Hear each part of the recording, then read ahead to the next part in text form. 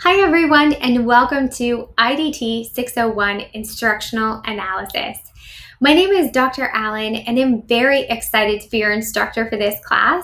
I wanted to take just a moment to welcome you to the course, introduce myself, explain what I'm looking for in your introduction, and share some tips on being successful in the class. I've posted my contact information here. You'll see that throughout the course as well. I am in Maine, which is Eastern Standard Time. I've lived here my whole life. It's a little cold in the winter, but I'm okay with that. I love it here. I have 2 grown kids, but still have 2 very spoiled Great Danes at home. I love to read, love to run, spend time with family and friends, things like that. So my educational background actually started with an associate's degree, and I worked my way up from there and decided to enroll in a PhD for instructional design and technology because I was already working in that area.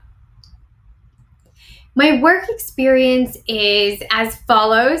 In 2007, I started teaching in higher education, and I really loved it from the beginning. I enjoyed developing the content, delivering the information to students and helping them achieve their goals.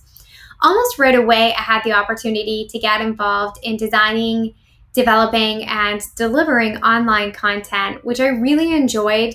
But I did see that I had an opportunity for improvement as opposed to simply digitizing my face-to-face content for online students. So that was one of the main factors that prompted me to enroll in my PhD program. And in 2010, I started teaching and developing content entirely online and have been doing that ever since. I love working remotely, and I especially love being able to work with students from all over the US and sometimes in other countries too. So now a little bit about what I'm hoping to see in your introduction. You're being asked to share a 2 to 3 minute multimedia presentation, including an image of yourself. If you're using a platform like this that shares your video, such as Prezi Video, I'm okay if you want to skip the image part. But you are being asked to share a description of your personal and or professional aspirations.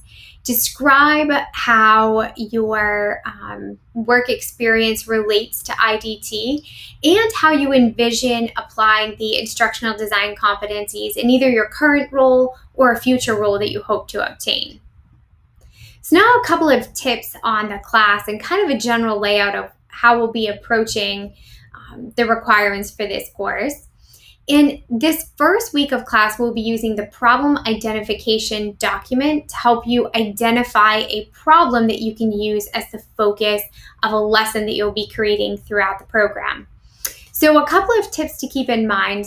Number 1, make sure that your problem can be solved by a training intervention. So if you can share information by email or change a process to address the problem, then it's really not the problem you want to use for this class, because you will need to work on developing a 4 to 6 hour instructional intervention to solve the problem. You won't be creating the lesson in this class, but you'll be preparing to do so. Also, you'll want to make sure that your target audience is accessible, as you'll be collecting information from them at various points in the program. So also a tip, read ahead and look for this so that you can plan for that with your coworkers or your supervisors to let them know when you'll be seeking out information so that they can be ready.